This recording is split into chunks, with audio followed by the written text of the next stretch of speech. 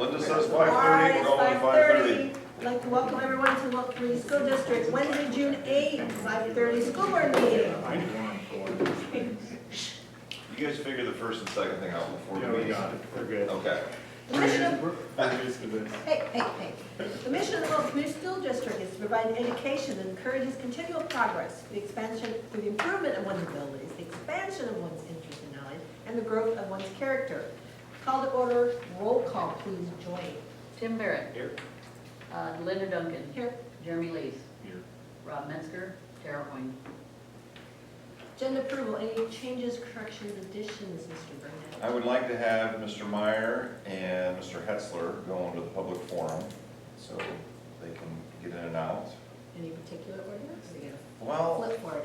normally I would go with age Brian? before beauty, but in this case, I'm both. in this case, today is Jamie's 50th birthday. Oh, So- great! Wow. All right. He's now the same Older age now. as Denise. I don't have nearly as much sugar for a quarter to my. So we can let Jamie go first so he can get home and enjoy his evening. And then Ryan. Yes. All righty. So with that, I entertain a motion to approve the Motion to approve. agenda. Second. All those in favor, please indicate by saying aye. Aye. Opposed? Motion carries. You guys will have to decide. I know, Doing we're what. Tossing well back and forth. Oh, that's Keep what you're things doing. moving. All right, we'll do the minutes approval. We have one regular meeting, May 11th.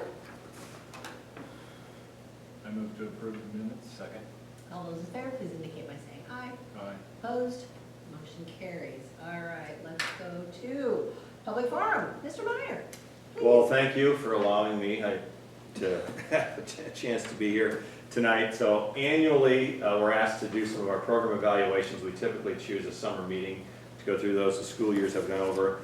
Title I, Part A, parental involvement. I'm not sure what number that is on your guys' screen. I'm assuming that all got added under one document, so hopefully you can just scroll through that. So we have to, each year, Katie Willie fills this out for us. It's Title I is a federal program. We get federal money for that, so we have to have some accountability back to our federal stakeholders for that. So the two things that I like to really look at, and Title I has historically been a program for underachieving readers, and we follow that here in Wilton, more the reading side. You can add math to that, but now you start dividing your money in half a little bit, so you're gonna shrink your numbers just a little bit who gets served. So you'll see she served 48 kids throughout the year this year, had 11 exit the program, and her goal has always been about to be at that 30% mark, so she was really close to that. Has to have a parent meeting every year, and she got parent contracts back from 45 out of her 48 parents that she had this year. She likes to be 100%. You know, so really a beneficial program for us, and actually it's going to take a little bit of a twist next year. We actually hired a second Title I teacher at the elementary, so we'll have two people there kind of doing that work. I'm not quite 100% sure if that's going to be a K-6 thing or if they're going to double that at K-3 and wrap that around there. Mrs. Austin can talk about that at some point if she wants to. The next page there, we take a look at then our PD. So every Wednesday morning in the elementary and the junior high, we go through professional development. The first page there should be the elementary work. So we look at, typically you look at your PD plans and you'll start to look at some of your scores, your state scores, your ISASPA scores, FAST scores at the elementary. There'll also be some iBlock scores on there. The spring 2022 scores have been released, but the state hasn't released them yet to the public. So I don't feel like I can publicly disclose those yet because the state hasn't yet. I know where our numbers stand. I shared those with both staffs in the building so they know where that's at. So the numbers you see there on that top one are actually last year's numbers. And we came out of COVID with that, and we had, and as I kind of figured we would struggle a little bit with some of our students, some of our younger learners. It seemed to really kind of have a bigger impact on them. So you'll kind of notice that there with the state numbers being down a little bit compared to the Wilton numbers. FAST numbers this year, a little bit lower than where I think we historically have been as a district. When you look at that fall to spring, you see a pretty significant drop off there in kindergarten. I believe we've got that problem pinpointed and do know what the answer is to that one. First grade and second grade, I really feel like some of those kids are going to bounce back. I just feel like those are kids that struggled.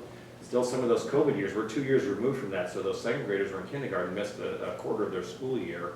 Those first graders had that same thing, and those are really those volatile years of learning, reading well. That systematic, the phonics stuff, but the fluency stuff and the comprehension stuff. And then if you go to the next page there, that intervention that we put in play through iBlock, that chart's a little bit confusing. You see the 100% there listed for kindergarten, and then the 42 in parentheses. 100% of the kids at their level they were at for their service, they passed out of that. 42% means that was that benchmark. That was at where they should be at that time. So when you go across to the right, you hope to see that parentheses number go up, and you can actually see it went the wrong way there a little bit. If you go down the chart and you start looking at first, second, third, and fourth grade to the right, or their farthest numbers, you see 76s, 88s, and 85s, and 97. So we seem to get that figured out by the end of elementary, that we've got kids that are to the point where they're close to their benchmarks when they're leaving the elementary. The next two pages should be the high school. Again, we look at some similar data. We don't have fast testing at the high school. That's just the K-3 law. When we first implemented that, we did go K-6 because that was the construct of the building. It just made more sense. You can actually go through 12th grade. With that, we've just elected not to. So again, those ISASPA numbers you see there are our 21 numbers, not our 22 numbers. And you see where the Wilton averages are at compared to the state averages, and then that plus and minus that's after those means that the Wilton score, if there's a plus, it went up from the previous year, or if there's a minus, it went down. Same thing with state. When you see 64% in 7th grade, that actually number is lower than it was the year prior to that on the state average. Science there in the middle, we only test 8th and 10th graders up here at the high school and 5th graders at the elementary. We're making great progress on our science area. Those were some of our lowest numbers district-wide when we first started doing ISASPA testing. So we've made some good progress. And then the next two boxes are our AIW walkthroughs. So myself and Nicole Hewitt, we do 3 different walkthroughs. We do a fall one, we do a winter one, we do a spring one. And then we record our number of visits, how many questions teachers asked while we were in there that were specifically could tie into like AIW work, responses from kids and statements. But then if you look at that next one there, you kind of see some of those percentages. So depth of knowledge is, did we see things going on in the classroom that were topic-based, like they're teaching kids vocabulary. They're teaching them a simple formula how to do something. Or they've got kids engaged in things like, tell me how the Roman Empire, how there are similarities between that and the Inca Empire. Why did people stay in power? I was in, and I'll just use an example here, there's a 10th grade ELA classroom. They were playing Oregon Trail. Okay, you guys are gonna laugh and giggle about that. And I was enamored because I loved playing Oregon Trail when that came out on those Apple IIe computers. Came about. That was in elementary. They were actually, also at that time, they were in 4 different literature groups. They were reading books on survival. And they were using that game, which has no rhyme or reason why you get dysentery or, can't get the deer shot or whatever on the game to that. And they were using that as a tool to help them see similarities between how groups of people survived. And I forget the name of the book, but when the airplane went down and they had to end up like consuming humans Yeah, alive, yeah. something like that. And there was one that was in the thin air, but they were using that as a way to, so it wasn't about a specific topic, it was them starting to understand some of the content and pulling things out of literature and starting to understand. And one of the kids that I asked said, really, survival comes down to pacing. The people that go out on Oregon Trail and they use all their bullets right away, or travel too fast, they're usually the ones that perish. But if they play slow, and they take the boat or moat across the water and it takes 6 days, they end up surviving just because it's a pacing thing, which that was pretty profound actually, I felt, when she said that. So the next couple pages there, fast scores again, maybe just a little bit of a different variety. The top chart there is a repeat of what you got to see on the PD page. The bottom part is what it looks like for our spring scores the last 5 years. You'll notice the COVID year was in there, and you could see a dip for our scores in the elementary. So Mrs. Austin and Mrs. Place, I know, have talked to their staff a little bit, and they've got some things in play. that they'll be working on next year. And then the third page, actually I think puts it into a little better context because it puts Wilton scores with our AEA scores, which are 22 schools kind of around us here, and then the state scores.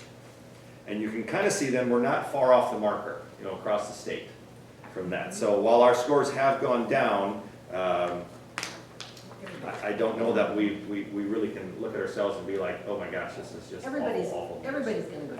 Yeah. I mean, the whole state, so it's. The last 5, 6, 7 pages are confusing, but this is the one we got in trouble for.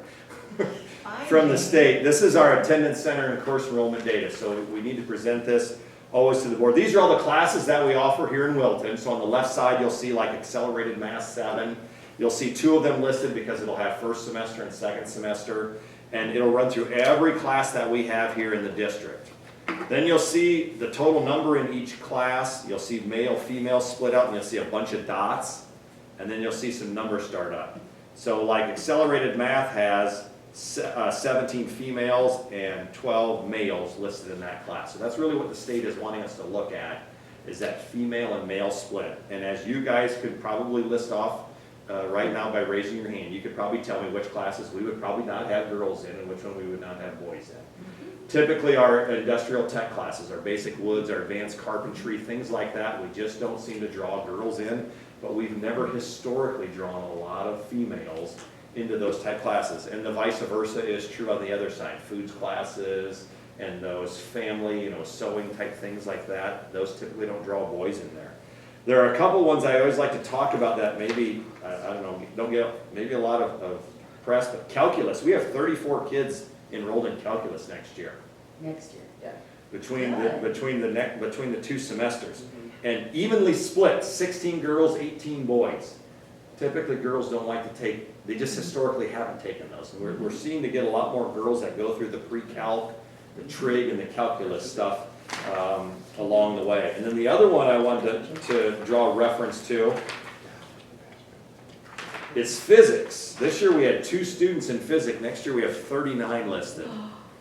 I hope they all stay. Yeah. There were 2 females that were in physics this year, so it was kind of a tutoring physics class almost more than anything. But females, we actually have 22 and 17 males. So again, historically, that's kind of those classes that tends to be kind of more of a male than a female with that. Lots of MCC classes, you know, that's a great opportunity for our students to get some college credit in the way. You know, we argue administratively a lot about, do kids take too many MCC classes? Do they miss out on that person instructing the class compared to being on a computer? You know, are they getting the learning out of it that they need?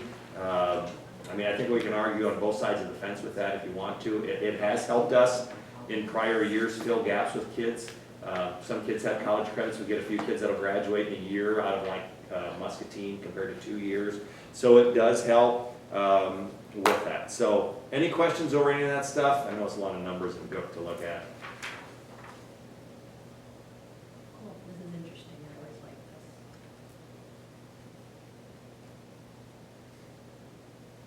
Cool. All right, thank you. Thank you, Mr. Meyer, have a great Happy birthday. Yeah, thank you. And not the blanks, he said. I hope so. TCC. I hope so. There you go. Say hi to my husband. All right, Mr. Hetzler. Joy, did you get this in the report or not? I don't. I sent this to Joy, so if she didn't. Yes, I did. It is, Yes. okay, perfect. All right, I did revise a little bit because I talked to Sue today, so I really came today, number one is I know I don't make it in a whole lot throughout the year because this is Wednesdays are usually the one night I do have off. So I do like to come in and at least just kind of update you where we are at as an athletic and activities program and so on and so forth. So right now I will tell you I'm extremely happy and very confident in our coaches and our whole athletic department as a whole. I think we're very blessed to have the people that we do. They're very reasonable people. They're not, I'm not going to call them over the top. You can work with every single one of them. So I think we're in a very, very good spot there. So I think we're lucky especially when I talk to other athletic directors around the conference, they have their struggles with their coaches and things like that. And I think we have a very good group of coaches. So I'm really happy up there with our coaches. We just had our end of the year meeting. And we bring up items to talk about maybe in the handbook that we'd like to see revised or added. The handbook, just like our student handbook, our teacher handbook, our faculty handbook, obviously needs to be updated from time to time. So here's some of the things that we have. I can electronically send this to you, and all of this is highlighted inside of that booklet. I have not changed anything yet to the 2022-23 year. But some of these are additions, some of them are revisions. So the first addition, a big issue we have is with our physicals, is tracking physicals throughout the year. Most of them come in August when we start sports. However, not every kid is going to start sports in August. So we have kids come in October, January, even March that run out of physicals. We currently run a spreadsheet where Jane kind of looks that over, and then when she finds one before the season, she lets the coach know. It's kind of been a sloppy mess here lately. Not on anybody's part, it's just both sides have been kind of hit and miss. So what we're going to do is, I actually stole this from Dakota Lamach from Davenport West. They use like a punch pass. So what we will do is give every single athlete at the beginning of the year a punch pass, and it'll just have general information. So their name, parents' name, just generic medical information of whether they can be treated or not. And I know we used to do that back in the day, and somewhere along the line we stopped doing that. So then what they have to do is they have to bring that sheet into Jane, our assistant AD, and then she's going to check off to make sure you have your physical, insurance, concussion form done. So once she hands that back to them, they just have to hand it to the coach. If they do not hand that to the coach, they're not allowed to practice. We've just had a few slip through the cracks, and we don't want to be liable for that. So it's a really simple process, but these kids have to do that every season. So if you play football, basketball, track, and baseball, you're going to do that 4 times. And I know that seems maybe tedious. However, we had a situation this year where a wrestler came up at the end of the year and they did not have their physical in. And they had to go get it that day if they wanted to wrestle in district wrestling. So that was an issue, and we don't want to come across that issue again. So our coaches all like that idea, so we're going to go with that. The revision, carryover sport guidelines on page 9. We talked about in summer it says stop 1 week before, nothing in postseason. What we're running into now is some summer sports. We talked about, like, I'll use my football and volleyball for example. We're not allowed to go in the month of July to work with our kids because we're in postseason softball and baseball. We kind of get the bad end of that because everybody their sport is allowed 3+ weeks to have a out-of-season sport. So what I've just revised it to is if we have athletic director approval, then you may do it, but it'll still be under restraints of how many times you can meet in a week and so on and so forth. So it's just to allow those others, like baseball, softball, they get to meet like 21 times before their season starts. In football, I think without the July thing this year, we will meet 3 times. So it's just a big difference. So we're just trying to make that equal across the board, I guess is what I want to say.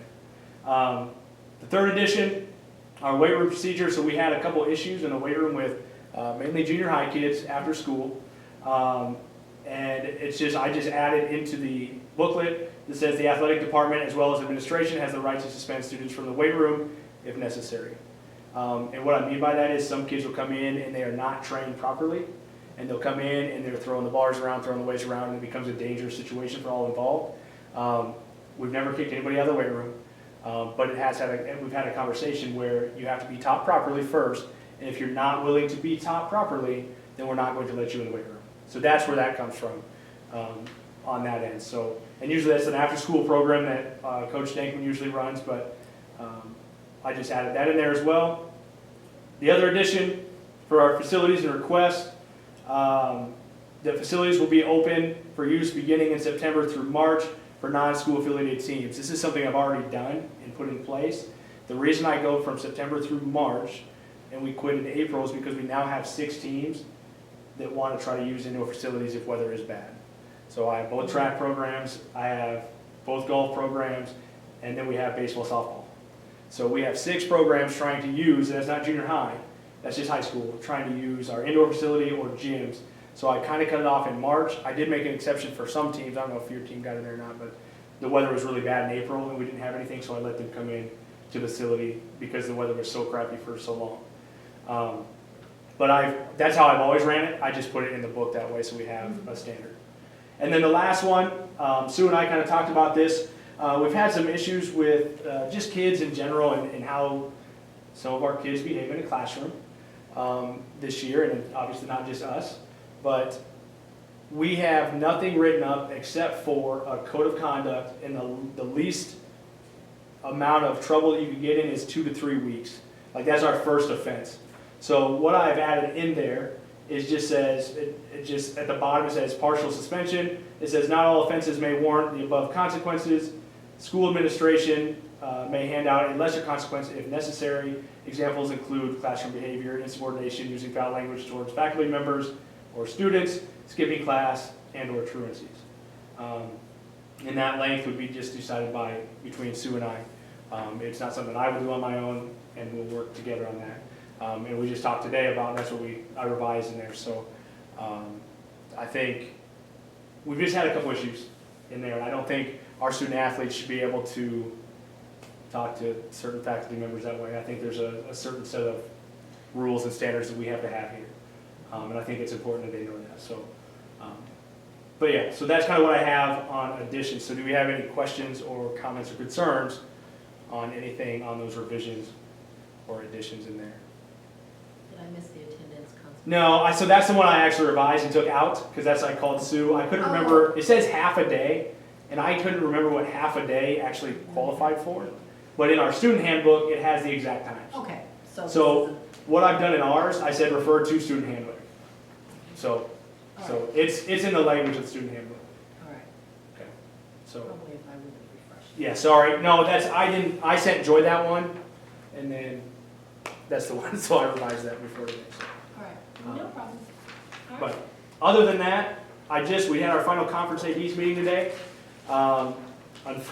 Unfortunately, we are going to, they have voted to raise prices in our conference to $6 for everything across the board for high school.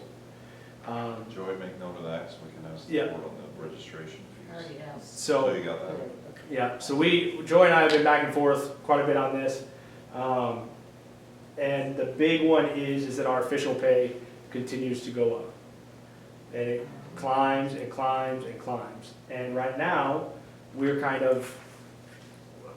have much of an option, because in the last 2 years, Iowa has lost over 700 officials, and we are down to nothing. In our baseball, softball tomorrow, I'm still talking to our assigner, but we may have to cancel our first soft game because we don't have officials yet.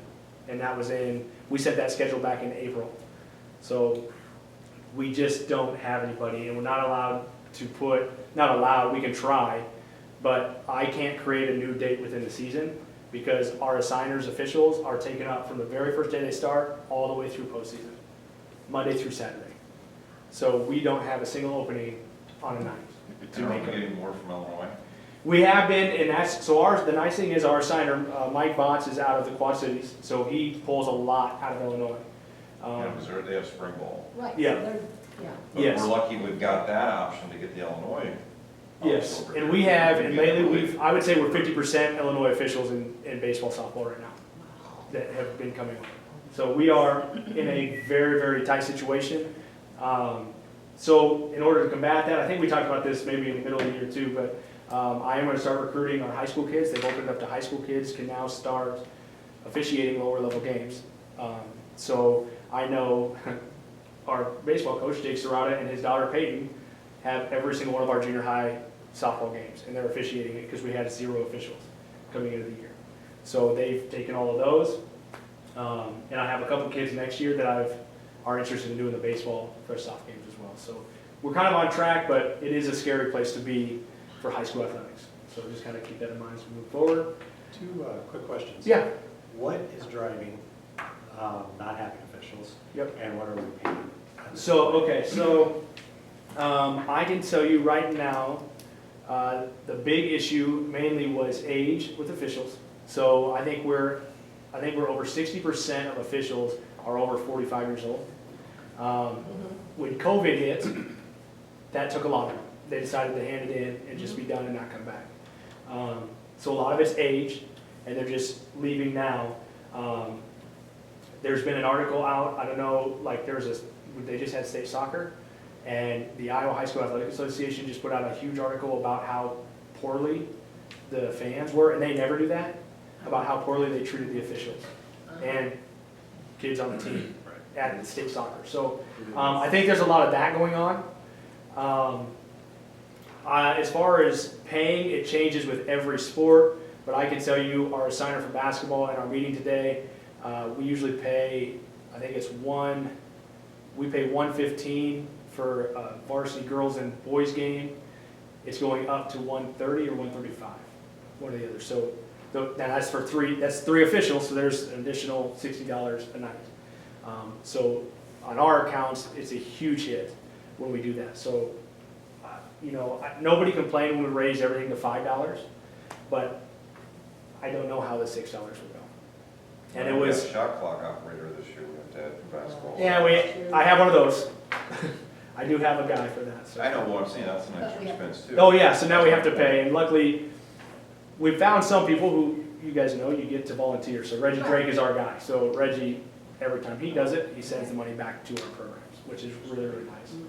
But not everybody's gonna do that. So that's kind of where we're at on that.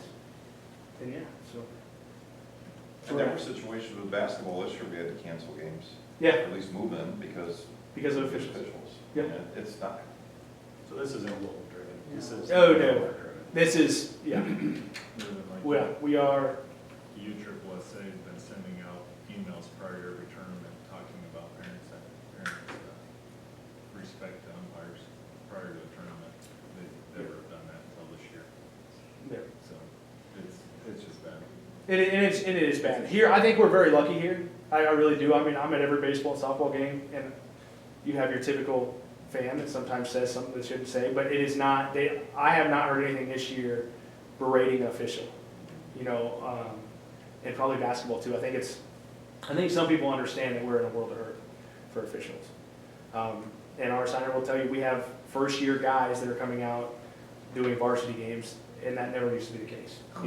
They used to have to do 2 years prior to, and then get varsity.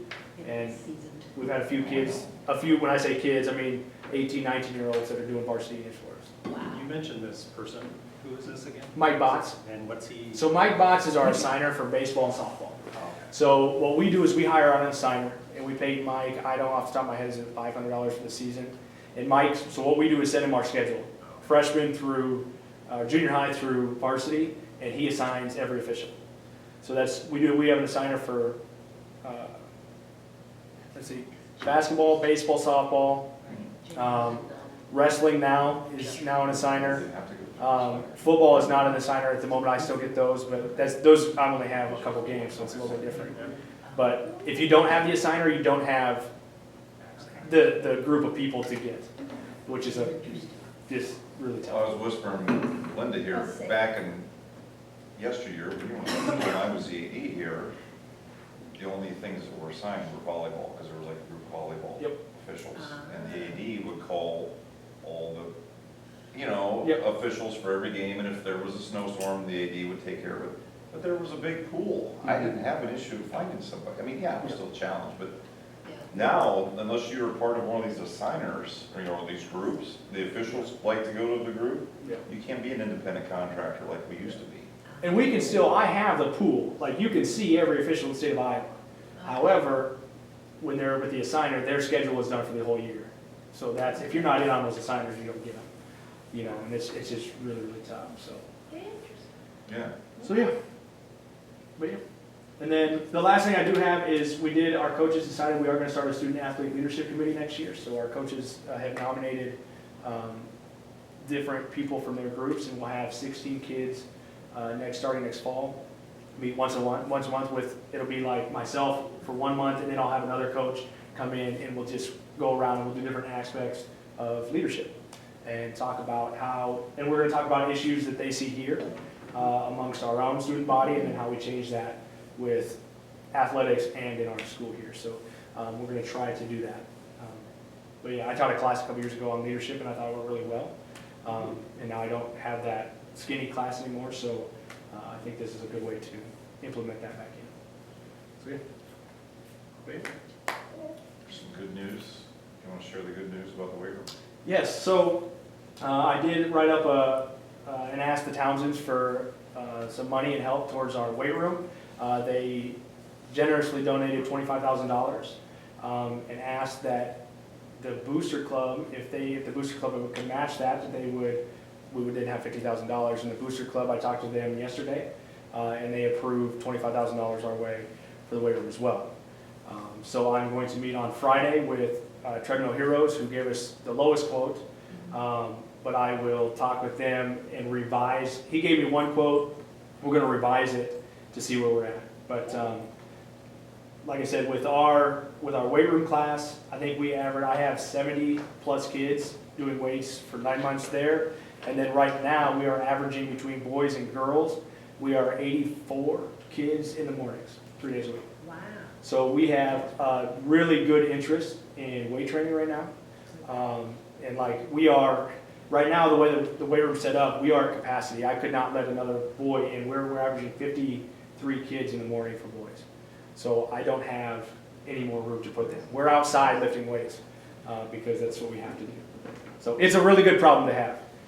But, so yeah. And then I did also, Joe Ragetz is also on to, they are going to donate some trophy cases to add on to the Townsend Fountain or More the trophy condos cases as well. on the west side, Yeah. between the windows. So, and Joe Ragetz agreed to do those again as well. And he's going to give us a really good price on those, so. Yeah, Good thing to some have. good things. Yay. So, Thank you. Thank guys. you Thank you. very much. Thanks, Coach. Yeah. Yes. All right, public forum, recognition. Business financial functions. Angela, please. Alright, let's see. Taxation funds. I would like you to just, that's upload 3. If you could scroll to the debt service fund, is the only one that I might need to make mention of. And that is due to the fact that we had our principal and interest payment for the GO bonds for the 2014. And come this next fiscal year, you will no longer see 2014 because they will be now 2022s. So that is included in the expenditures. And then if you look under year-to-date for the refund costs of the revenue 2021, that increased by $6,305,000. Again, that was the reason why we had to amend the budget because of that refunding that we did. Otherwise, the taxation funds look good. Upload number 4, the ISP. I need to have that down to 0 for the end of the year. So off to the right there, where you have the remaining budgeted expenditures, those purchase orders got paid this month. So those will come off, and I'm actually down to $21,600. Mrs. Austin already has a plan for her balance, so that will go away. Mr. Crawford has been putting in orders for lights and cleaning supplies and what have you, so that will go away as well. So that is the update on ISP. Upload number 5, self-insurance fund. I just want to make mention, I felt it was important. That fund went down almost $7,000, and that's because everybody decided to pick on Joy with it being her 25th year anniversary. That's another recognition. Yeah, there's recognition, yes. All the EOBs that she got this month. So that is the reason for that. Joy got slammed with EOBs. Latchkey, we're sitting perfectly fine, no change there on upload 6. And our nutrition fund, upload 8. Terry tries to spend money, but her account balance is up $80,000. Don't know what we're gonna do about that. And upload 10, I just want to bring to your attention, towards the top, the vocal elementary, we see we have a deficit, and Joy will be robbing from the junior, senior vocal to take care of that. And then down in the middle for the FFA, I feel like I'm a broken record here, but we will rob from the farm account and take care of that before the fiscal year's up. Upload 12, driving, there's really no change there. Things are gonna get super busy with all the ball that's going on. And then we have the board bills. I just want to make a couple mentions here. For some reason, the Mid-America bill did not get to us. We usually have it by now. So that will be part of our bills for later in the month. I also want to mention we have an $89,000 bill from MCC. And I know we heard Mr. Meyer saying it's great for our kids. It is. I won't disagree with that. But I tell you, I cannot tell you how many hours Maggie and I have spent on the bill, and we still don't have it reconciled. I've gotten 2 different people from MCC involved. It is a complete nightmare when you're looking at as many classes as what our kids take. So just know that 89,000 is going to be coming off, but we don't agree with it yet at this point. So we're still figuring that out. And then on the last page, again, you will see some of the expenditures that came out of Fund 33. And then the UMB who took care of our principal and interest payments, and you can see the amount that they pulled out of our debt service fund.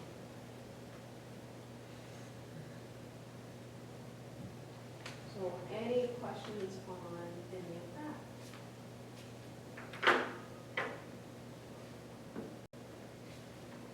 Make a motion to approve. Second.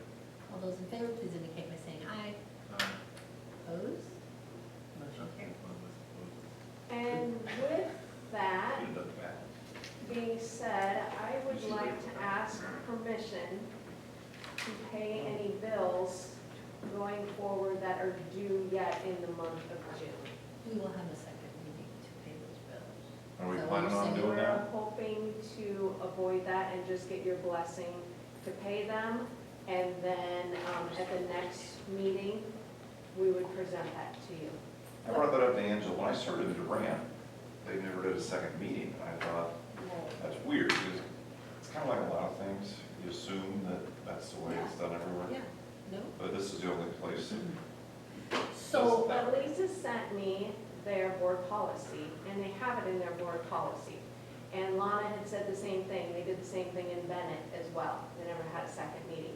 She just got the Intended to, blessing from the board to pay those bills, and then come the next meeting, would present to you everything that was paid between now and the end of the month. so but it'll probably be the MCC bill, it'll be the Mid-American bill. I mean, it's not like you're gonna obviously throw stuff No, and at if us. something's, But we you know, there's always something that's that why- comes up. I mean, we tried very Oh, hard. I know. Maggie and I have. Well, there'll also be credit card bills, Yeah, Well, because yes. anything that's received Right. and billed before June 30th, we need to get paid. Right, And then I So think it's for gonna be more than activities. just a couple of bills. but we know those for sure. We know the MCC, we know the Mid-American, you know, we Yes. know certain things. and you'll see it. It's not like it's a hidden thing that at the July meeting, no. you know, Because it's, we want to try to pay everything we can, because once we get past that June 30th date, then we have to gap everything, and that's a lot more work. Mhm. So if we can pay as much as we possibly can up until the end of the month, that makes our life a That's little fine. easier. Well, like I said, that's just how it always was done. I mean, I don't know where it started. I mean, this goes way before. probably in 1986 when Stacy started. Probably. Yeah, Yeah, I mean, that's just something she did. I know, and, no. And it worked then. I'm Well, not it down was. it. That was just the way we did business, but that's not, it's not required to do it that way. Okay, That's all. yeah, that's fine. Is it just a simple, we're okay with it? Is that all? Yeah. More of do a you blessing, because then at Yeah, the make a July motion. meeting, you look at the list and, Well, you So- gotta make a motion in a second. That's what I was. Well, Yeah, we need but a I'm saying motion. Making a Sorry. motion. I move Grant to permission. give Yeah. the Blessing. blessing. just move to approve paying the bills through the month. To do the bills and then present in the July meeting. All those in favor, please indicate by saying aye. Aye. Opposed, Joy knows, Joy can. And I'm happy to keep you guys updated through the month too. I don't have a problem going to that extra work to, hey, this is what Well, we're yeah, gonna just, pay. So that you're not, because we're not gonna blindside you with anything. We just wanna try to get, yeah, I'll just, yeah, that's fine. Email. Angela and Joy, can you get a copy of the policy that they have next door, and then we can yes, have that Lisa approved? emailed That way that we'll to just me. move forward. So we can approve that at July, or we want. Okay. Well, yeah, we'll do a first reading. Do a first reading, and a second, then next year we'll be set. Okay. That'd be okay. Yeah. All right. All right. Thank you. That's a good idea. Thanks, Angela. Yes. All right. Mrs. Austin? Me? Yes. Okay.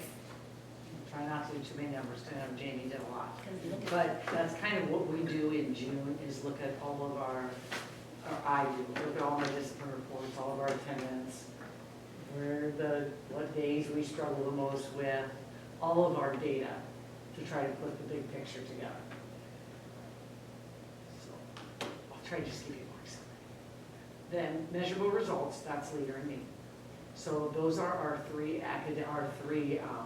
teams: leadership, academics, and culture. And last year's scores are listed first, and those were our lowest scores on the assessment. So that's why we chose those to focus on all of our activities. So everybody in leadership, everything they did this year had to focus around one of those three things. And obviously, what gets measured and focused on gets done. I mean, you know, we expect this. The trick is how to keep the rest of them from dropping. Now, in Leader and Me, that's not really a problem. That program's been very successful for us. You can see everything we focused on got better.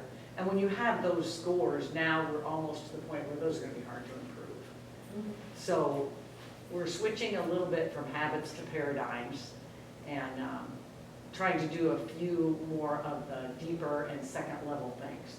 Because in blue are the results that we have chosen to focus on. So these are the low ones in this year's MRA.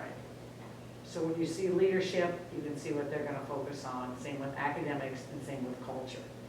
Again, when you look at those scores, 70s and 80s, it's going to be hard. We send this to the kids, the teachers, and the parents. And so we just have a lot of really good data coming back. I think in general, what we're going to try to do is community involvement and get the kids doing community service projects. Because obviously that fits really well in leadership, and we don't do a lot of that as a system. And I think the second thing we're really going to work on is, especially as I went through our discipline referrals, we have a lot of things. The kids as leaders, we can move into, we can cue them and give them skills to talk through some of their own issues.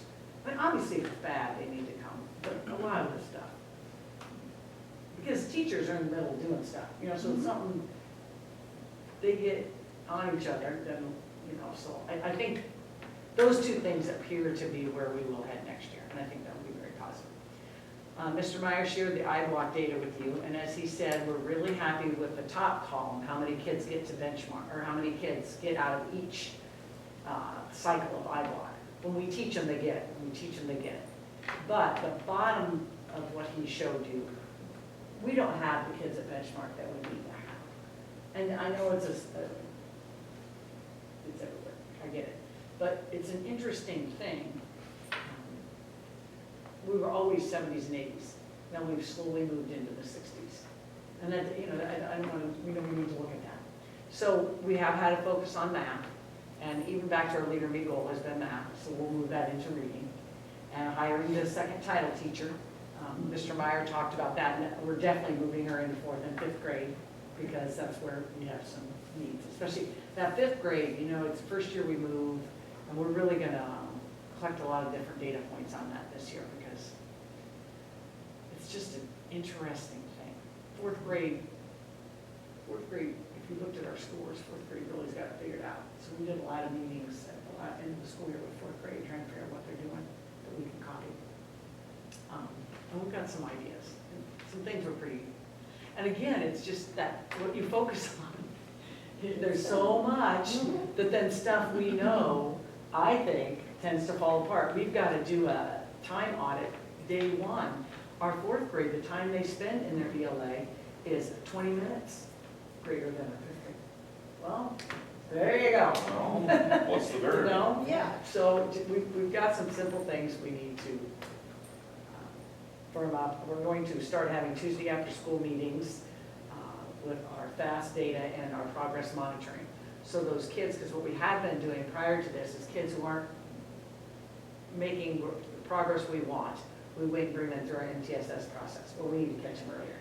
So every grade level is going to meet Tuesdays with Tammy and I, and we're going to look at those kids who are struggling and what tier 1 we're doing, what tier 2, and what tier 3 needs to be done, so that it isn't 6 weeks before they get to the MTSS. And I think those two things alone will make a big difference. Our 5th and 6th grade benchmark kids are really doing a great job, so we'll move them into intervention with math this year, and we purchase those materials. So I think that's all great.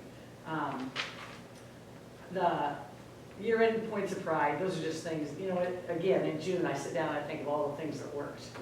And I'm very grateful for our staff. We just have a lot of really hardworking teachers, and a lot of parent support.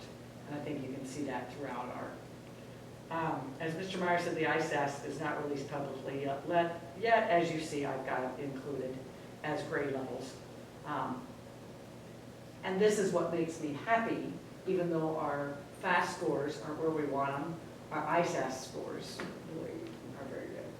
And some of the improvements we made, I mean, when 6th grade reading went from 58 to 81, and math went from 48 to 81. So again, that trouble we have in 5th grade of all the different classes and the first time they adjust tends to figure it out by 6th grade. So when you look at a system, it's our data looks really good. Yeah, Wednesday, our office referrals, 2 dots from the bottom. Very interesting. Wednesdays, 2 o'clock, that's the problem. Wednesdays traditionally are a problem because it's a late start day. So kids who the routine is on. So that's not a normal thing. And 2 o'clock isn't really a problem, but usually that's because they come from afternoon recess. But this year they came from the classroom. So yeah, we got to put some proactive measures in there about 1:45 and figure out how this can go for us. At the very bottom, I listed our junior achievement. Junior achievement was back in the building this year. And really, it's a wonderful program. The kids learn a lot about community members, and it's fun to have. It is really good to have people in here. It's just nice. So we appreciate that, because as you can see by the list, there's a lot of people who spend a lot of time coming in here and working with our kids. Any questions for me? We'll turn the page on this year and I'll start working on it here. All right. Mrs. Austin?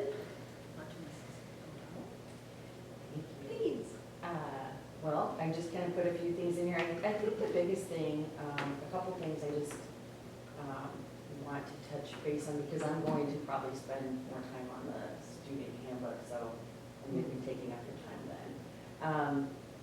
I did want to talk to you about, we held a meeting the last day of school, the day after, the teacher's last day, where Ryan Hetzler and Jane Primeyer and the fine arts and some coaches showed up, and we just hammered out a schedule. So we're not going to be changing concert dates all year. We believe we're going to try and meet once a quarter and just make sure that not only are we still on the same page, but we want to add Andy Crawford into those meetings, so we got the setup and tear down all planned, because I just felt like out of the concerts this year, I think there was only one I didn't change, and and it was kind of a mess, and I don't like that. I don't want people to think we value sports over the fine arts or anything like that. I just want it to be equitable. And so, this was something I've done in prior districts, and it works well, and everybody seemed to like it, and we're all on the same page. The other point I want to bring out is that we, as a staff, really were discussing a lot about our behavior management system. Not only our system, but even our record keeping, and we're making some pretty big changes.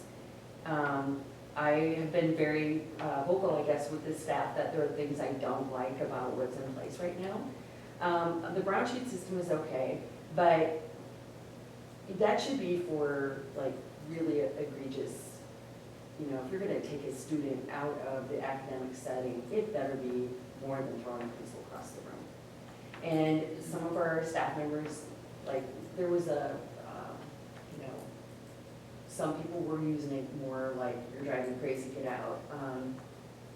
So we know that we need to help and support our teachers with more strategies on how to deal with behavior. That is just a given everywhere across the board, not just in Wilton.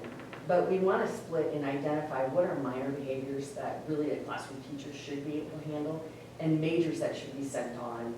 And even in the routing of the information, there's a great lapse, because I'm usually, unfortunately, the last ones to find out what happened, and that can't be that way. So we're kind of changing up how we're doing things. We're putting in some ideas, and actually I need to change this. I put Beaver Base Camp. It is Beaver Base Training. I got that wrong. We're looking at it like a military mode, sort of. So if a student can't seem to quite understand our expectations here, that Tier 3, a very intensive time of training on our behavior expectations, our emotional self-regulation expectations, and our academic expectations will be like that, and they have to test out. They have to show that they're proficient. Because then we have a new conversation. If they test out, they know the rules, and yeah. But, so our BLT came up with that, and BLT teachers have volunteered to cover the beaver-based training and not ask for extra pay. We just really feel like having that one-on-one in those conversations with students when they seem to be chronic repeaters might be the better way to do things. Yeah, and I devised a new routing system, I guess, for how behaviors are tracked and reported. And I'll give you some more of that information in the July meeting, or August, it'll probably be August. Or a work session. Yeah. But I can't be the last one to find out things, and if teachers always are sending their kids out or wanting me to handle situations, or any of us in admin, the power of the teacher is diminished. The teacher needs to be the one that is being able to handle those situations and handle the consequences, and that mutual understanding of respect grows there. When they hand it over to myself or to Sergeant Todd or now Jamie, they're going to hand us the power, and we really need to empower our teachers and get these rooms under control. Most of them have been, but we'll have a few new teachers next year, and they need some more intensive training, and even our veterans, because I'm going to tell you right now, when you go to teacher school, even principal school, they don't teach you things like Classroom management. I know, they brush on Well, it, but it's not intensive. Yeah. And some of our staff members have said things, like, especially if they're not a classroom teacher, they're kind of like, well, you expect me to just, step in and discipline? And I'm like, yeah. And they're like, well, I didn't get trained in that. And kind of like, well, in principal school, I wasn't trained either. Like, this is our job. We're adults. And we collectively, together as a system, have to address these. Or they won't, it can't be just, oh, that's her problem. or, you know, that's not gonna get done then, like, that's, the balance isn't there. Because like you touched on, you have to give respect to get respect. It goes both ways. So the kids Yeah. have to be able to do well in the classroom, behavioral and academic. And I believe that starts with building those relationships and getting to know the student, and even if you give them a detention because they were disruptive in the classroom or argued with you or whatever, that's your time after school to really talk to them. But if they're sitting It's a down and, uniform concept to people sometimes. yeah, if they're sitting in the detention room, They sit with you. yeah. So just want to really let you know that we surveyed the staff, we got their input on majors and minors, on what they would like, and it's not a new subject, I've been bringing it up to the staff pretty much since the fall, right when I kind of got a couple months under my belt that I think we could do this a little bit differently and make it just more efficient. In my past experiences, we've done a spreadsheet where the teachers fill out the spreadsheet where it has the date, the student's name, which teacher is reporting, what the incident was, and then kind of major and minor, and then so we're all on the same page because one of the things is, and this was in our handbook prior, if the student has like 5 minor behaviors, that turns into a major, but we weren't tracking it, so there was no way for us to know and spread that like through the staff that day. Like if Joey was naughty in Mrs. Weekly's class and got written up, but we didn't have a way to track it, so when he got to Mr. Gephardt's room, he didn't know he'd already been written up. So we just need to do better and tighten it up. And the other thing we need to do is we need to really teach and model and have our kids go through this, what our expectations are. Times have changed. They may not know really what we expect. And that's a little bit, kind of a little harder sell for some of our staff members because they're like, they know how to behave. I mean, but do they? And are we, if we really, you know, like Denise said, things that, you know, if you're gonna track data, it gets done. Well, if we're trying to track data on behavior, then we better be showing them, teaching them, practicing, and then collecting the correct data on what we're doing. So, If the expectations are laid out at the beginning, there's no question. right, This is what it is. right. And then repeat it. We need to do it every quarter. Yes. We need to go back to it because kids don't often remember. And then it shows that we value it. How many times does it take to be told or done something before it becomes a habit? Right. So you So have to many. keep, yes, Yeah. not just once or even twice, but yeah. Also, the Beaver base training, Yes. when will that take place? That will be during their lunch hours. Oh, it'll be, So okay. they will take their tray and go to Beaver Base training. And they will have that intensive training. And our teachers will be, they're gonna actually do training modules with videos of like not what to do and what to do correctly. And we were searching and we found some other schools that have done it, so we're gonna kind of just steal them. But Yeah. we want our teachers Yeah. doing it. That is great. It's uncomfortable. They won't like it. But again, the consequence, if you repeat it, the consequence must balance with what the infraction is. So they've been making our teachers' lives uncomfortable. They've been making other students' lives uncomfortable. Therefore, the consequence needs to be just as, you know, And that's a life skill. it's a They're lifestyle. gonna have to be, to know what the consequences are. They Right. choose to do this and choose. So, great. Yes, and we want to use, like, training, like base training, base language that we want to rob from the military. Like, you know, this is what you're expected. And I don't know, we thought going with that, you know, like team and building and learning life skills kind of vocabulary would be good. So Good. we'll see what happens. I think the environment should be uncomfortable also. Yeah, It shouldn't be. It shouldn't be some fun. Lit Right. up, pretty room sitting No. somewhere. It should be, Cold. It's like, unfortunately. this is what it is. Yeah. You know? It shouldn't be fun and, Right. yeah, it should be cold. Mhm. I hate saying it like that, but it should No. be. And I think the storage room downstairs, if we could just clear out an area and just sort of make it very whatever works. Okay, not, yeah, that's just our idea so far. It could change. We have a few more meetings before we roll everything out, so It sounds like it's a work in progress, It which it's is. going to be. But- And it's best Good to start idea. at something than to not start at all. And I'm sure it'll be tweaked, but that's normal. Yep. That's just how it works. all right. Any other questions or comments from Mrs. O'Donnell? If not, we'll move on to. Thank you. Yes, thank you very much. Sure. All right, action items. Ms. Mills. You can see a couple of resignations in the kitchen. One of them there's a resignation, but then she's going into the associate position. That's right. Mhm. So that's all we have this month. Approve consent agenda number 1. Second. All those in favor, please indicate by saying aye. Opposed? Motion carries. Consent agenda number 2. Is there any, No, anymore, these are all. they get pulled out if there's something that we need tweaked.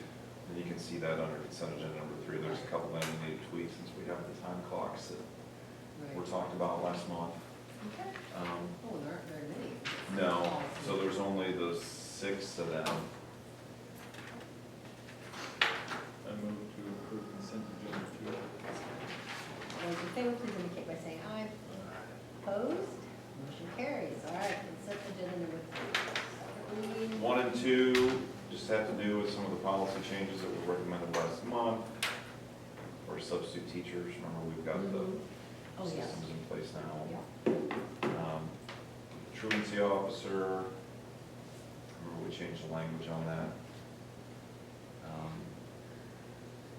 And then 3 and 4, I don't know, Joy, do you want to mention anything about that with the contracts or that sort of thing? Is there anything to add? It's pretty straightforward. No, we just basically had to change it from contracts to letters of employment. That's right. Do you remember that from our last month conversation? And then we struck through responsibility of the superintendent, it should be the board secretary, to drop and process the Yep. letters of employment on that one. And then with the other one that we're tweaking, we struck where it says through means the superintendent believes will inform potential applicants. We replaced it with Teach Iowa Facebook and the district website, so. As always, do, put in there what we do, not, just general. Yep. Sure is nice in today's world, and I probably mentioned this to you before, but back in the day, and Joy can attest to this, when we had to advertise where we looked at Des Moines Register, it was like $800 for 2 Yes. weeks, and Yes. if someone were to resign, That was one weekend. 1 week, Yes. okay, it was That's- crazy. But then, you had to wait till Sunday's edition would come out, and it just, Teach Iowa was awesome in terms of getting it out there quick and also be able to look through and see who's available. Yep. That's been a great tool. So anyway. All right. Number 5, and 6 kind of go together, student activity fees and student registration fees. Joy and Angela and I met, and that is updated accordingly. We don't really have many changes, if any. Really, the big thing you can see on the activity fees is just what was discussed with Mr. Hessler tonight in terms of what the conference voted to do. We left the registration fees alone. That's right, no more planners anymore either. Exactly, and took the planners out. And yearbook went up, all right. Yearbook, a slight increase on that. Otherwise, yeah. But are there any questions on 5 or 6? Time marches on. I mean, we have to get this approved so we can get our online registration and we'll I open saw up that, yeah. in July. So, you're talking about homecoming. I whispered to Linda, that's less than 4 months from now for the October 1st. Homecoming. That's crazy. That means we'll be in school for 6 weeks at that point too. So. And that's okay. It's good. Number 7, I know Ms. O'Donnell's here. She wants to just talk about a couple things with the handbook.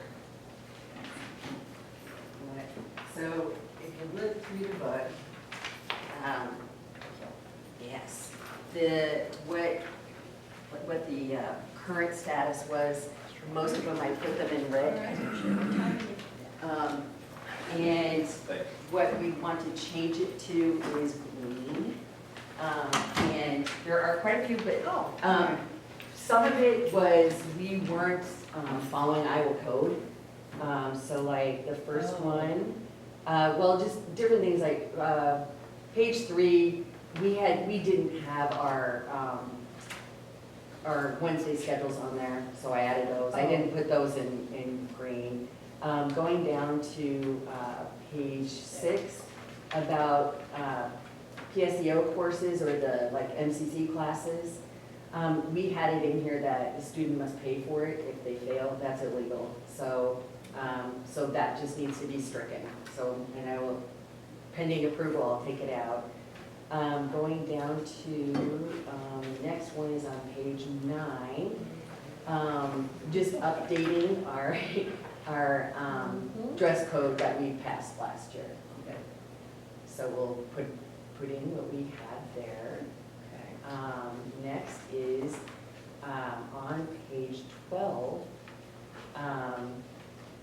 there was a part under excused makeup where it said, you know, kind of spells out first day back from an absence, students will give at least one class period to make up work for a credit. And then it says if a teacher's guidelines are different for makeup work, I think that's confusing. It shouldn't be any different. We should all be on the same page.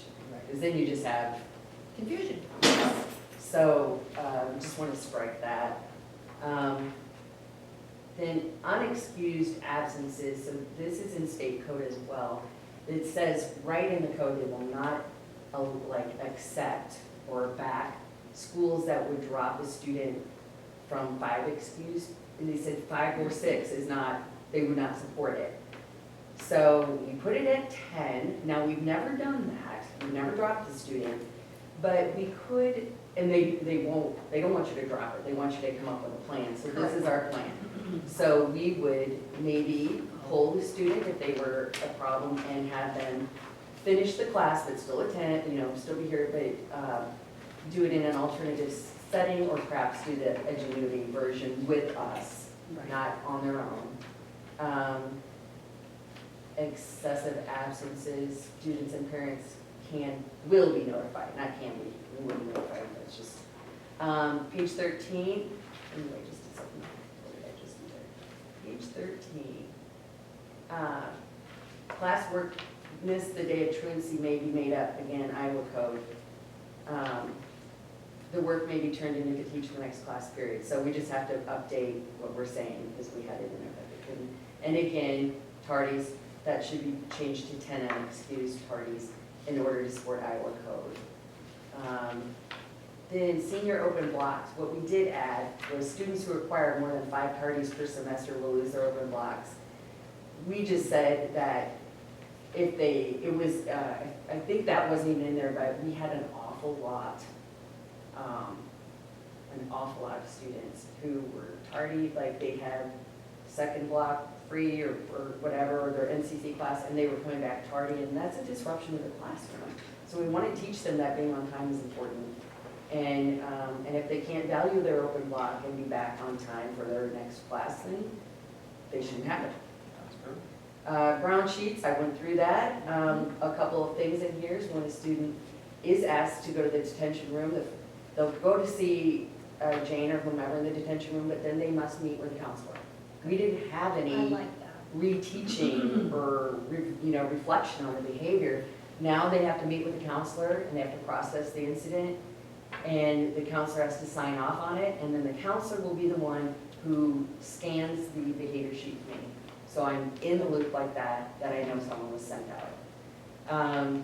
And again, if they get sent out 4 times, a parent meeting will occur, and then we will go over with the, that they have to have the Tier 3 intensive support base training if it keeps going on.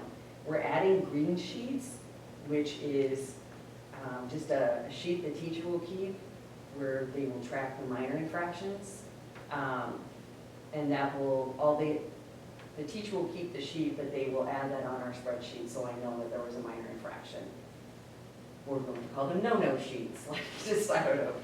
And some of the teachers already use those, so it shouldn't be too hard to implement. But that's to track our minors so we actually know what our issues are. Going on, I think the next ones, we have aren't until, what is it? One or two left. I'm seeing page 24. On backpacks. Yep. Okay, so, and for whatever reason, my green stuff got taken out of this, but school bags, backpacks, purses are to be stored in student lockers during the academic day unless prior approval by administration. Now, two things. One, the staff asked me, do you still want backpacks being kept in lockers? Two, if anybody requests if they request to be able to carry their backpack, some 504 plans, IEPs have it in there, may we put in there that they must have it in a clear backpack? That was the language. First, they're asking, is it still okay, or do you want them, is it okay if they carry backpacks? Two, if it isn't, and a student requests, can we tell them it must be in a clear backpack? So that's feedback I need from you guys on that. Well, the clear backpacks are a thing now. I mean, Mhm. you know, football, Right, anywhere, right, anywhere, and, you know, they want them when you go to college level and they, See what's I don't transparent. see Yeah. that's a problem. And Oh, and do we want them to be kept? in their lockers, are we going, Yes. or are we going back to, is it okay if a student brings a backpack to class? If it is, may it be clear. So, one, how do I wanna say this? Kids are arguing, and some teachers think it's okay if a student brings a regular backpack into class. During COVID, they did, we didn't have them go to their lockers. Right. Many teachers felt like behaviors in the halls went down, like things were okay. And it wasn't a big deal. Of course, this whole discussion with staff occurred before the last school shooting. Right. And not saying, but most school shootings were by AR-15. Why did they? No need- knives, very few have been Right, handguns. handguns. Why do they think they need to have them in the classroom? Kids just like to have them, and they have I their mean- computer, they have stuff, they Okay, have okay. whatever. Is there room? Phones, Is there enough Chargers. room Their so water bottle. so they don't, you know, in the way? Is it enough to keep? most of the classrooms, most are okay. Science, no, there's not enough room. And Correct. science teachers always ask kids, they, even during COVID, they asked them to put their bags on the hall or something. Okay. They said they didn't ask them to let them bring them in. So first of all, if we allow regular backpacks, okay. Or if you were gonna say, we can have backpacks, but they have to be clear, so that's, I guess, the choice. Does that make sense? Mhm. The issue is, even if it's clear, Yeah. if you want something, you can wrap it up in your sweatshirt, Uh-huh. put it in there. Correct. It's really, you know what it is, it's a toss-up Mhm. situation, because some of the staff are on one side, some of the Yes, staff on the other it is so side. split, and it's hard to enforce. And well, it Correct. shouldn't be, but our teachers who don't care, Don't care. Even if I had them all sign a contract at the beginning of the school year that they would enforce it, because we voted on it, and that's what came out. And I still had teachers who weren't enforcing it. Okay. Well, and let's be honest, sometimes, and I think some kids, you know, if they're cold, they put a sweatshirt in there, they put their Okay. sweatshirt on, they keep Especially- their water bottle, I mean, everybody carries. There's a reason. Especially I know going this out is to out of Agnew our and back. generation, but everybody carries a water bottle, I don't know if anybody goes dehydrated in 2022. It's an issue. I know. I'm terrible, I'm like, almost like. We know what's interesting when So I Ryan drink was my talking about water. the weight room, it's amazing how many guys carry around jugs of water. Yes, jugs. I mean, literally Again. milk jugs of water, because, you know, if they're taking creatine or some type of supplement, they're trying Well, to get. that's, But it's everybody, unless they're weird and carries Diet Pepsi with them, carries water. you're supposed to be water. So in other words, kids, it's become a culture where you, You got everything even with my you. daughter, when she comes to see me, she's always got a back. People are just always with backpacks, because they got all their stuff, from technology, to water, to a sweatshirt, to their I mean, everything is in a Gym backpack. clothes. They're Gym- In prepared. today's They're world, prepared. All right, well, that's not a bad thing. We did look, The yeah. room issue isn't Isn't- issues of science. Pardon me, say that The again. room, the space issue only in science is an issue. Science is the only classroom that has. Because I worry as we send more to Right. you, Right. if that becomes an issue and you change it, then you have to change it back because of Right. rain. Do you worry about that? I worry about a lot of it, Yeah. yeah. I I don't sat know on times what the in college right- Where we were packed in and we had a bag too, I mean, I was, in college, that's how you did everything. Yeah. packed. What does Um, your gut say? What do you feel is the, or are you split to? Me? Yeah, what does? Well, as soon as we started hammering down on the backpacks going in the classrooms, the good news for me was I caught more vapors because they were putting them in their bras or their pants. But we have the sensors in We have the it now. sensors now and we Okay. can look on cameras, but I don't know. I think there is a real weird, I don't know if it's a connection or something with students and their stuff. Is it a security, Yes. they have their things? They have their around? stuff. Okay, well, then, Um, that's, Our lockers, yes, our hallways problem, yeah, a lot of times. I guess I'm just right in the middle on this. I see both sides. sides. Here's I will- here's what's interesting, I will say this. During the COVID year, when the backpacks from the classroom, we did not have an uptick in crisis problems. Oh, The okay. main reason the backpack, when I say problems, behavioral problems or whatnot, it's not like, oh my gosh, matter of fact, behavioral problems were better because they weren't all way doing different things. And even Mr. Snavely, your predecessor said, man, we should never go back to lockers. I They know. throw their stuff in their backpack Every school everywhere. administrator said it. So, I don't think, Mm. the biggest issue is just the fear Mhm. that adults have that they're hiding something in their bag that could be dangerous. Well, the reality is anymore with kids, if they got hoodies on or all kinds of things, they can hide stuff anywhere on them. Correct. I've even seen a social media video where someone had a jacket on and they had all this, all the things they could hide with them anyway. Right, a little on the backpack. Mhm. If they're gonna do it, then, yeah. And furthermore, we're in block anymore. I guess to go back in time, we had 8-period days, so you could go get a drink in the restroom or go to your locker and get certain things. Now, you're in class for Yeah, 84 minutes or whatever our block is too, so. okay. Like I said, I don't have any, And there's enough issues that you have to control, but she'll up to, and some Right. teachers do it, some don't, and then they're like, well, Mrs. O'Donnell, please enforce it, please go to the restroom. That's what they said. West Liberty is allowing backpacks. I went over and visited. The principal said it wasn't, so far it wasn't an issue. Jamie and I did some research on school shootings. There's never been a knifing that we could find. And like 90, I don't even know what it was, 96%, 98% of school shootings are Yeah. by rifles. Right. I don't know, it's such an uncomfortable thought and topic, and I don't know. I don't know what the answer is.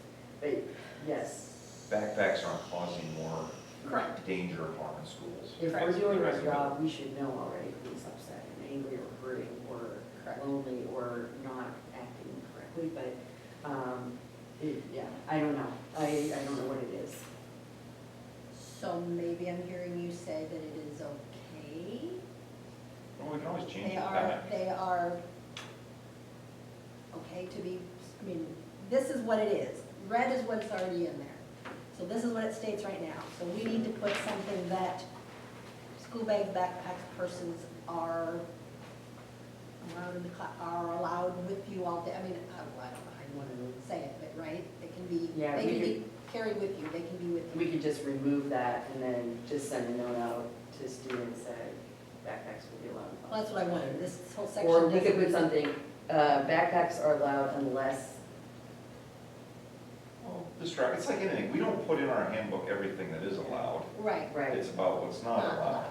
Then it You gives you you may the bring your lens. backpack to classroom unless your classroom teacher requests it not come into the room because of science. right, of space or Of of. space. of- But then we put it on them, the Oh, teacher, exactly. to police Well, it. and that's, right. I don't know. Thoughts? You have an issue with it? What do you think? I mean, yeah, I'm fine with it. That's what it is. Times are changing. I don't see what the big deal is, but I guess if this is what is going on now, I guess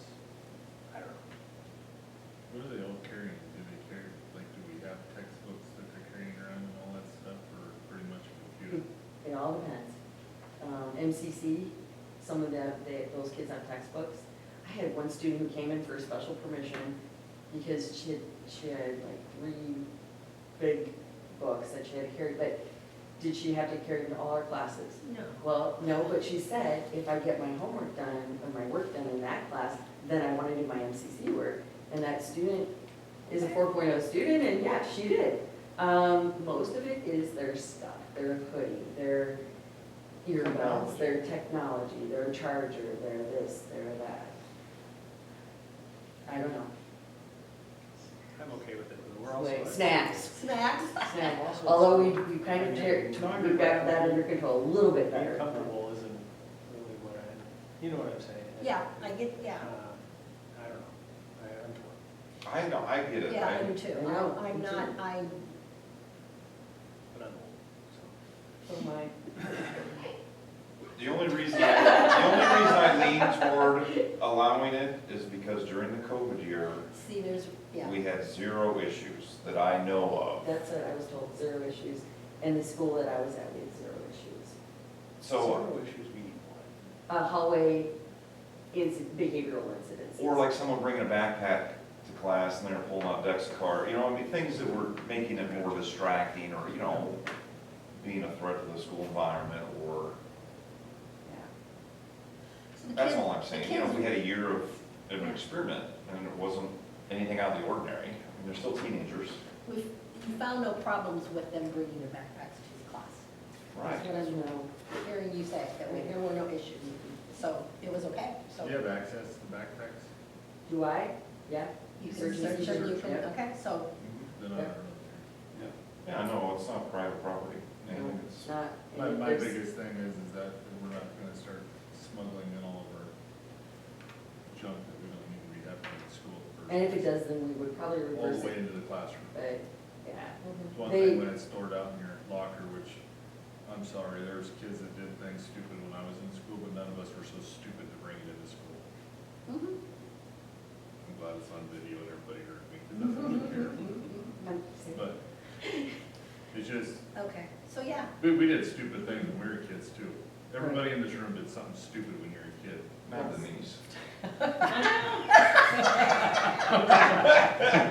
you have to be But kind of young sure. and We just whatever. didn't bring it into school. But it's like, Right, but you had the decency and the respect that you didn't bring it into your place of religion, you didn't bring it into your place of school, you didn't do that kind of thing.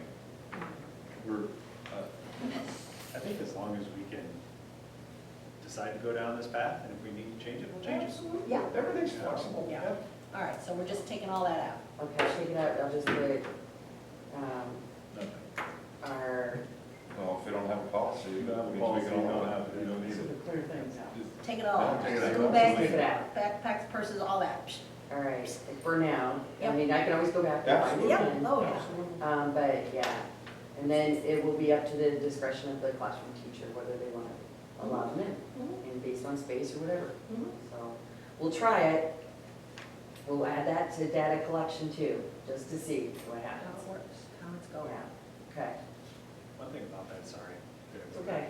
If we're constantly leaving it to the teacher though, if this is our policy, and I get the science, because. Right, we're aware of it, space. But it really makes it confusing, we've talked about this already tonight, making it confusing for the child. Yeah, maybe I just put in Space there, room. except in science classes where we already I are, mean, have a. Because Well, of space. backpacks are allowed except in circumstances to be determined by the principal. Okay, I put that in there. I just, you know, Well, that way if John somebody. needs You're to right. go to this class, Right. and You're right. then he goes over here. Right. Now I can't have it, so I gotta put it in here, and it's That's just exactly- confusing for the students. Exactly. True. Okay, then the next one is pop and candy. No pop will be allowed in the building except in designated areas. This, these are the high school, okay. We, actually, and I don't know where this went, but I had this in here about, I had in about our snack, so through our government grant that we got, we have snacks every day for kids downstairs. And so I said, I don't know where that went, but visiting the snack shack or the Oh, coffee yeah. shack on Fridays. And that any beverages brought in needed to have a tight fitting lid on them so we weren't spilling everywhere. But that was what we had made the changes for Okay. there. And that they could visit the snack shack at designated times, which is right before Usually it's right before seminars, so they can get a snack then. Then we took out the things about COVID and especially like for, in the nutrition policy and with the silver cord. But I skipped it, the cell phones, I did change that a little bit because it was confusing. Just put that if it is taken by a staff member, it will be turned to the high school office and then maybe picked up at the end of the day. After the first offense, the phone is given back to the student at the end of the day, which we will take that out. Second offense will require the student to wait 30 minutes after school for their phone. Fair enough? If a student has a third infraction of the cell phone policy, a parent meeting is required for the student to retrieve their phone. That doesn't have to be a face-to-face. Usually I just call the parent, and the parent has been, I've only had to do it one time this year, and the parent was great to work with. And she took the phone, and it didn't come to school anymore. That was the only one I had there. Students who complete the, if you go to Silver Cords, Yeah. students who complete the Wilton Silver Cord program are also eligible to apply for the Wilton Silver Cord Scholarship. I don't know that we have one. We didn't give one out. No one's ever mentioned it. Yeah, they're over there going, Yeah, where'd that come from? Great, so that needs to go. Take it out, good. And then added on student groups, the diversity club and the difference maker crew. And then I just put in red under quarter grade checks. I'm gonna make sure that our language matches the student athletic handbook too, because that was a little bit different. So I just want permission to make sure that's cleaned up, and I just put the same thing in there. Okay, that's it so far. Woo, Good thing, right? good deal. Yep. All right, good work, Ms. Thank Sills. you. 9 and 10, Angela, you want to talk about the EMC insurance renewal? Yes, I would. Okay, so if you want to look at the EMC insurance renewal, if you look at it's page 7 of the document, but I think when you scroll, it's actually your page 8. What page, what are we on? This is from White The Pigeon? EMC insurance, yeah, from Nancy at Okay. White Pigeon. Is that, Yep, What? it's number 29. okay. Is that how I read it? 29, 2022? Perfect. Yep, I got it. EMC. Thank you. You said what page? Seven. It's- Page It's 7? 8, Yeah.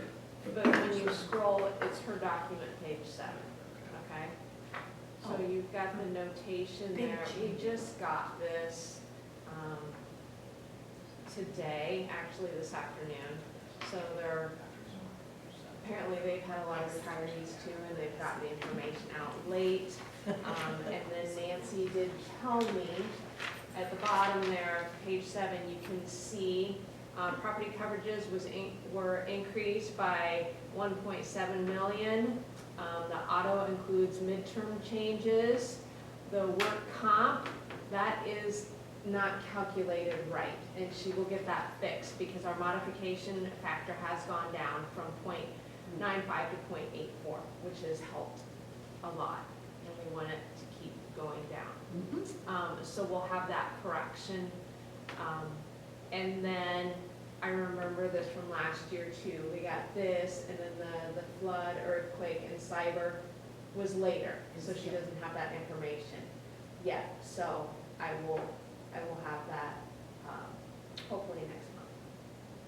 But I just wanted to point that out, that there does need to be a correction on here yet. And then, let's see, the next one, I assume it's 30, is the SU insurance renewal.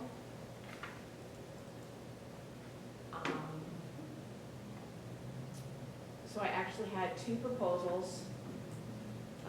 The first one they put on a coverage for the 2 lawnmowers, and it was gonna add over $4,400 to our proposal.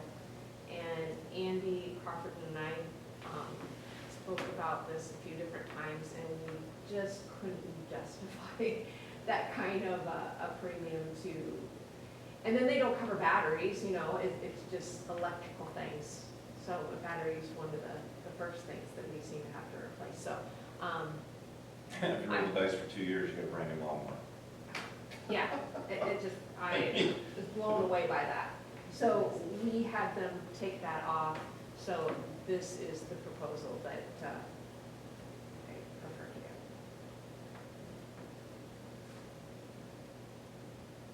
And then honestly, I don't know. This next year, I would like, if at all possible, Maggie to track our SU insurance claims to see how much we do get reimbursed. Almost 33,000, that's a lot. But I guess if we have a major electrical issue or something, I don't know. But I would like to start tracking that better to see, this is really worth having. So that's all I have with those. What exactly does the SU insurance company do for us? We have, it's all kinds of, I have, let me look at this too. It's equipment maintenance insurance. So it covers classroom equipment, anything dealing with electrical. Communication equipment, computer equipment, security. What's that? Chromebook damages, one of the Yes. big ones. Yeah, Chromebook is one of the major ones that we use that the most. Any facilities, equipment, sometimes Terry will have some issues in the kitchen. And then we also have some office equipment. We don't cover copiers because we have that in our contract with Martha. But I have a copy of this if you are interested in looking at it. Cover the cameras? Audio visual systems, clock systems, radios, pagers, telephone systems.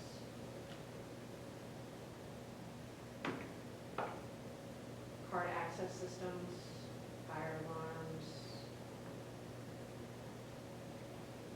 So White Pigeon was more property, vehicle. Right. um, This is an equipment maintenance insurance, okay? And it does cover things in the pool as well. Anything electrical in the pool, whirlpool. Vending machines, concession stand equipment, Did you say washer dryers. What was that? Did I say whirlpool? Pool equipment / whirlpool. Well, we don't need any coverage for that because we're not gonna have a whirlpool. All right, that's all right, thank you. So like our That's good. walk-in freezers and coolers. Okay. So, you know, if you, we It do would be have, interesting to track it, see how much Uh-huh. traction. yeah, Mhm. I would like to do I that. agree. If you're saving 500, 5,000, even 10,000, spending 32,000 to save 10,000, it's Right. not worth it. Right. Okay, We'll make a motion to approve consent agenda number 3. Second. all those in favor, please indicate by saying aye. Opposed? Motion carries. All right, we just have a Resolution. resolution for the transfer of funds, the eligible fund from the project to the general fund. Consent agenda. Cool. So that's it. Joy, is there anything you want to mention about that? Or Angelo? Oh, yes. We have, and this is my fault, I should have gotten an exact amount.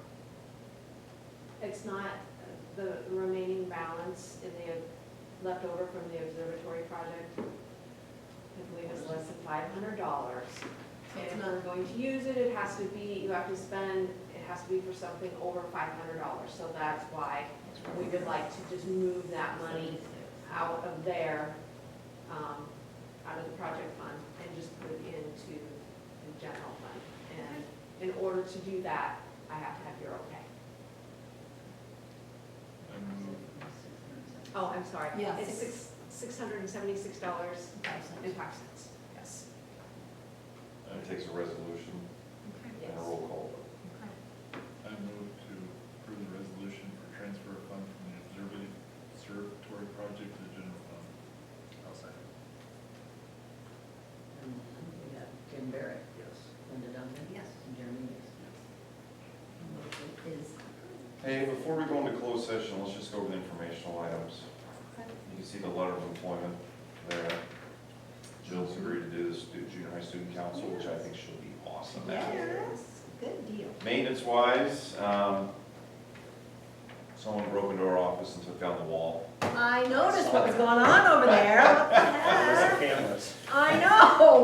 Can't we find out who did that? Oh, I know. The snow camera do it. I know. They've got So- it on video. But we've been out of school 2 weeks as of today, and the maintenance crew, the janitors, you know, they are rocking and rolling Oh, and yeah. getting things done. So if you're out the football field, you can see the lights are up too, as far as how that's going. And just a lot of projects going on. So that is a good thing. I do want to make mention, and I didn't say this with Kim here, because I know but the Townsend Foundation again took $250,000 toward the school for next year. So it's pretty impressive. Yes, it is. Full board, anything quick to update? We haven't had a meeting. We have our Okay. meeting next Next week. Tuesday. Okay. Legislatively, we're waiting for the governor to sign the final bill. She had 30 days from when the session was adjourned. Biggest thing in there, and I don't know if I shared this with you, I think I did, but I can't remember. And I don't like sharing things until they're approved, because if they're not, she has the ability to line item veto anything. Yep. Okay, and one of the things in there, you know, she was wanting that school vouchers thing pretty bad. And one of the things the legislature kind of compromised on is allowing open enrollment year-round, which we already do. Okay, we have open enrollment policy, but not every district does that, particularly ones that are losing kids. Correct. I don't want to lose any more. Right. Keep the door closed. Yes. So in other words, that's in there.